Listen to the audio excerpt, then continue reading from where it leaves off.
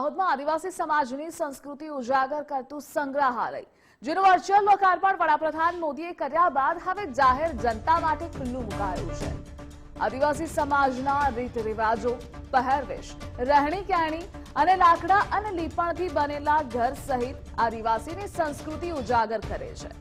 આ સંગ્રહાલય 16.65 કરોડના ખર્ચે તૈયાર કરાયું છે.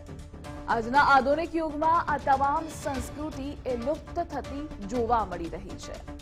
આજની પેઢીને સંસ્કૃતિની ખબર જ નથી, ત્યારે આ સંગ્રહાલયના માધ્યમથી આજની પેઢી એ આદિવાસી સંસ્કૃતિને જોઈ શકે અને જાણી શકે તે હેતુથી વડાપ્રધાન નરેન્દ્ર મોદીએ સ્માર્ટ સિટી અંતર્ગત આ મ્યુઝિયમનું ખાતમુહૂર્ત કર્યા બાદ 2021-22થી આ સંગ્રહાલયનું કામ શરૂ થયું, જેમાં પ્રફુલ્લ બિલકી અને દિલીપ દવેને ડિઝાઇન કરવા માટે કામગીરી સોંપાઈ હતી.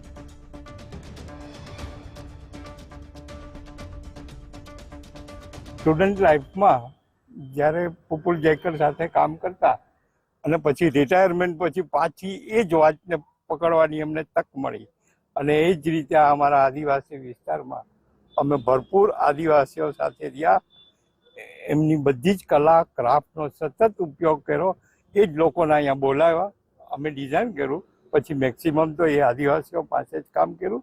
એમની જ ક્રાફ્ટ છે. આ બધા ઝૂંપડપટ્ટી કે જે કંઈ કર્યું છે એની એકદમ જે માસ્ટર ક્રાફ્ટ છે એનો અમે સદુપયોગ કર્યો. આ દાહોદ ટ્રાઇબલ એરિયા છે અને એને અંતર્ગત એમના વિકાસ અને એમની સંસ્કૃતિને પ્રદર્શિત કરવા માટે એક અહીંયા પ્રદર્શન ગોઠવવામાં આવ્યું છે અને આદિવાસીની સંસ્કૃતિ અને એનો કલ્ચર, એને આર્ટને પ્રમોટ કરવા અને એને લોકો સુધી પહોંચાડવા માટે એ અહીંયા એક પ્રદર્શન ગોઠવવામાં આવેલ છે, જે લોકો અહીંયા જોઈ અને એમના વિશેની માહિતી પ્રાપ્ત કરી શકે. એના માટેના બધા જ ટાઈપના એક્ઝિબિટ્સ, મોડલ્સ અને ઇન્ટરેક્ટિવ એક્ઝિબિટ્સ અહીંયા મૂકેલ છે. તદુપરાંત અહીંયા આઉટડોર એક્ઝિબિટ મૂકેલા છે, જે એમના ડ્વેલિંગ્સ, જેને કહેવાય એમના જે ટ્રેડિશનલ જે રહેઠાણ હતા એની એક રેપ્લિકાસ તૈયાર કરી છે. દાહોદ જિલ્લો એટલે સંપૂર્ણ આદિવાસી બાહુલ્ય ધરાવતો જિલ્લો છે. જ્યારે આદિવાસી પરિવારોમાં આ ગ્રામ્ય વિસ્તારોમાં જોઈએ તો તે લોકોની રહેણી કરણી, મકાનો એક અનોખા જોવા મળે છે. ત્યારે જે આજના યુગમાં આ સંસ્કૃતિ વિસરાઈ જતી જોવા મળી રહી છે, પાકા મકાનો જોવા મળી રહ્યા છે, ત્યારે જે આદિવાસી સંસ્કૃતિ ભૂલાય નહીં તેને જીવંત રાખવા માટે સરકાર દ્વારા જે દાહોદમાં સ્માર્ટ સિટી અંતર્ગત જે આદિવાસી કલ્ચર મ્યુઝિયમ શરૂ કરવામાં આવ્યું છે. વડાપ્રધાન નરેન્દ્ર મોદીએ જે વર્ચ્યુઅલ લોકાર્પણ કર્યું હતું, અત્યારે દ્રશ્યો જોઈ શકો છો કે જે આ આદિવાસી કલ્ચર જે દર્શાવતું મ્યુઝિયમ છે કે આબેહૂબ જે જોઈને એવું લાગે છે કે આપણે દાહોદ શહેરમાં નથી, સિટીની નજીક નથી, પરંતુ કોઈ ગામડામાં પહોંચી ગયા છે તે પ્રકારનું અહીં આખું વાતાવરણ ઊભું કરવામાં આવ્યું છે.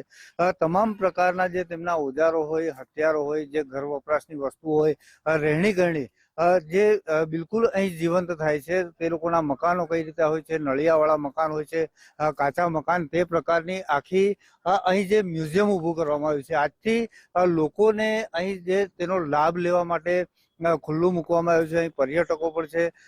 શું નામ સાહેબ આપનું? હું માનસિંહભાઈ ગોહિલ. શું કહેશો, આજે તમે મ્યુઝિયમમાં આવ્યા છો, આ જોઈને કેવું લાગી રહ્યું? ખૂબ સુંદર.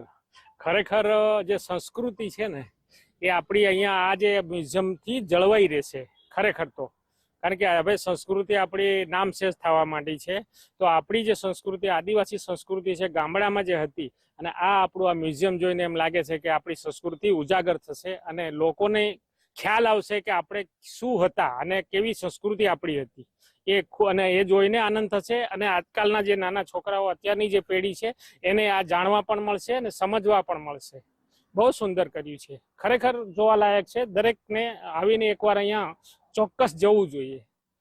તો ચોક્કસથી જે પ્રમાણે આજે સંસ્કૃતિ વિસરાઈ જતી હોય જોવા મળી રહી છે, સંસ્કૃતિ અને લોકો સમજતા નથી. કેટલાય લોકો જે ગ્રામ્ય વિસ્તારમાં કે ગ્રામ્ય વિસ્તારોનું આદિવાસી પરિવારોનું જીવન કેવું હોય છે, કેવા મકાનોમાં રહેતા હોય છે, તેને જીવંત કરવા માટે અહીં દેખીને સ્પષ્ટ લાગી રહ્યું છે કે જે એક આદિવાસી વિસ્તારમાં આવી ગયા છે, એક આદિવાસી પરિવારની આંગણે ઊભા છીએ તેવો અહેસાસ થઈ રહ્યો છે. એટલે લોકો અહીં સમજે જાણે આજની નવી પેઢીને ખરેખર જે ગ્રામ્ય વિસ્તારોની જે રહેણીકરણી છે તેની સંસ્કૃતિ તેનો ખબર પણ નથી હોતી.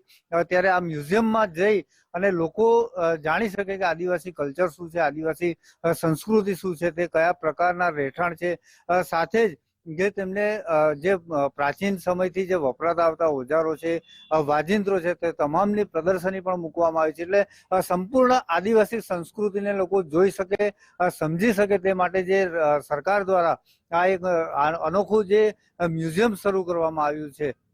સાબિર ભાભોર, ગુજરાત ફર્સ્ટ, દાહોદ.